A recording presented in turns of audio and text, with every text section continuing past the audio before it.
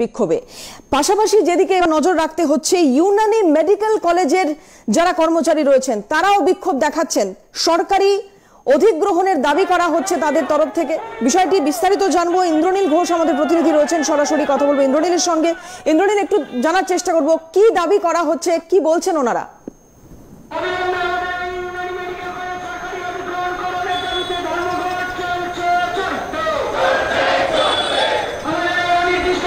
দেখো, তোমাকে প্রথমেই বলে রাখি 2009 সালে যে বিল পাস হয়েছিল সেই বিলতে বলা হয়েছিল এই যে ইউনানি মেডিকেল কলেজ, এই ইউনানি মেডিকেল কলেজকে সরকারের তরফ থেকে অধিগ্রহণ করা হবে, কিন্তু এখনো পর্যন্ত সেই সরকারি অধিগ্রহণ হয়নি। বারবার তারা মুখ্যমন্ত্রীর দ্বারস্থ হয়েছেন এখানকার যে সাংসদ, সেই সাংসদেরও দ্বারস্থ হয়েছেন, কিন্তু এখনো পর্যন্ত তাদের এই যে অধিগ্রহণ, সেই অধিগ্রহণ এখনো পর্যন্ত হয়নি এবং সেই কারণের জন্য দীর্ঘ 17 দিন ধরে তারা অবস্থান বিক্ষোভ করে যাচ্ছেন। অবশেষে আজকে তারা রাস্তায় নেমেছেন এবং সেই রাস্তাতেই আজকে কলেজের যে প্রিন্সিপাল, সেই প্রিন্সিপাল থেকে শুরু করে ছাত্রছাত্রী প্রত্যেকেই রয়েছেন এবং তাদের যে দাবি অবিলম্বে সরকারকে এই যে মেডিকেল কলেজ, এই ইউনানি মেডিকেল কলেজকে অধিগ্রহণ করতে হবে এবং যে সুবিধা তাদের পাওয়া দরকার সেই সুবিধা যেন অবিলম্বে পান, এই দাবি নিয়েই তারা আজকে শহরে রয়েছেন। কি কি অসুবিধার মধ্যে কাজ করতে হয়, কি কি সুবিধা ওনারা পাবেন, একটু ওনাদের মুখ থেকে জানতে চাইবো ইন্দ্রনীল।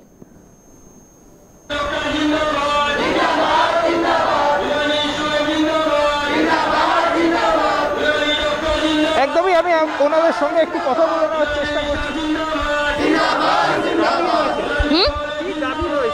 আমাদের দাবি রয়েছে সেটা 2010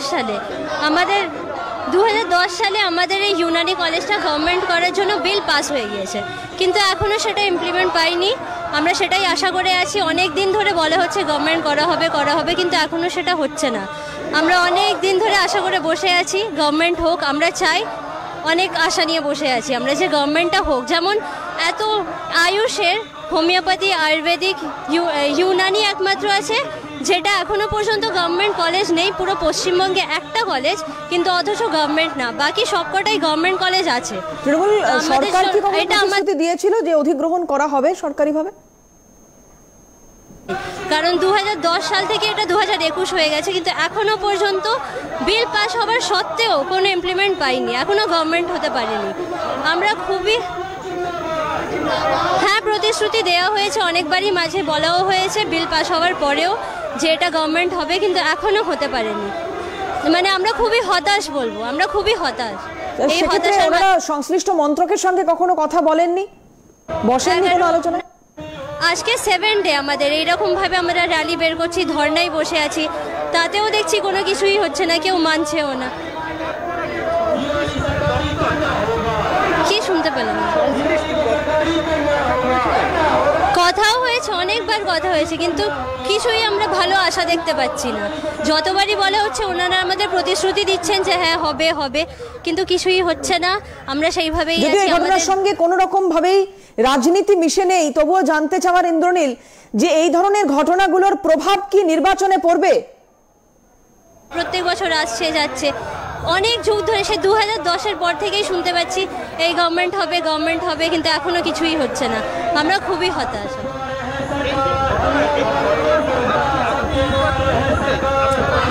শুনতে পাচ্ছি না। অবশ্যই পড়বে, আমাদের ফিউচারের ব্যাপারও আছে। যদি একবার গভর্নমেন্ট হয়ে যায়, স্টুডেন্টও আসবে সেইভাবে। একটাই মাত্র ইউনানি কলেজ, এইভাবে যদি এতদিন ধরে প্রাইভেট থাকে, বিল পাস হওয়ার পরেও যদি গভর্নমেন্ট না হয়, তাহলে স্টুডেন্টরাও বেশি আসবে না। আর একটাই মাত্র যেহেতু ইউনানি কলেজ, এর ভবিষ্যৎটা কি হবে সেটাও ভাবতে হবে। যখন গভর্নমেন্ট আমাদের প্রতিশ্রুতি দিয়ে রেখেছেন যে হ্যাঁ হবে, তবে এটা ওনাদের কর্তব্য যে এতদিন ধরে হচ্ছে, এবার ওনাদের গভর্নমেন্টে নেওয়া উচিত। এবার এইটাই শুনতে পেলাম না। কি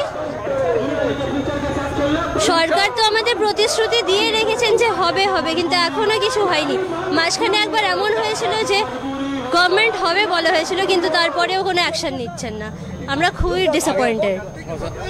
আর দেখো, তুমি শুনলে তাদের যে দাবিগুলো, সেই দাবিগুলো কিন্তু তারা তুলে ধরছেন এবং বারবার বলছেন সরকার প্রতিশ্রুতি দিয়েছিল এবং সেই প্রতিশ্রুতি অনুযায়ী কোনো কাজ হয়নি। সেই কারণের জন্যই দীর্ঘ 17 দিন অবস্থান বিক্ষোভের পর আজকে রাজপথে তাদের নামতে হয়েছে এবং তাদের আরও দাবি যতক্ষণ না এই দাবি মিটছে সরকারের তরফ থেকে, ততক্ষণ এইভাবেই আন্দোলন চলতে থাকবে বলেই তারা হুঁশিয়ারি দিয়ে রাখছেন। ইতিমধ্যে তুমি যেটা বলছিলে ইন্দ্রনীল, যে অনেকগুলো দিন পেরিয়ে গিয়েছে, তারা রাস্তায় নেমেছেন, আন্দোলনে নেমেছেন, কিন্তু তারপরেও কি সরকারের টনক নড়ছে না? তাদের তরফ থেকে কোনো রকম আলোচনায় বসার কোনো প্রস্তাব কি আসেনি?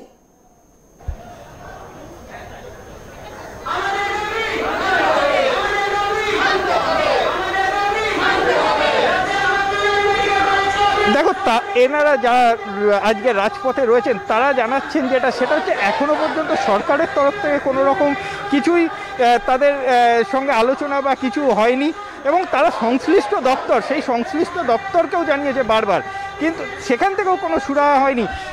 তারা জানাচ্ছেন যে আমরা যখন গেছি আমাদেরকে খালি প্রতিশ্রুতি দেওয়া হয়েছে, হ্যাঁ হবে, আগামী দিনে করে দেওয়া হবে, এইভাবেই বারবার প্রতিশ্রুতি দেওয়া হয়েছে, কিন্তু এখনো পর্যন্ত সেই যে প্রতিশ্রুতি সেটা প্রতিশ্রুতিতেই রয়ে গিয়েছে, এখনো পর্যন্ত সেটা বাস্তবায়ন হয়নি।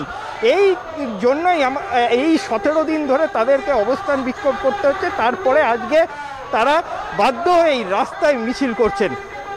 ধন্যবাদ ইন্দ্রনীল। কথা বলছিলাম, ইন্দ্রনীল ঘোষ আমাদের সঙ্গে ছিলেন সরাসরি।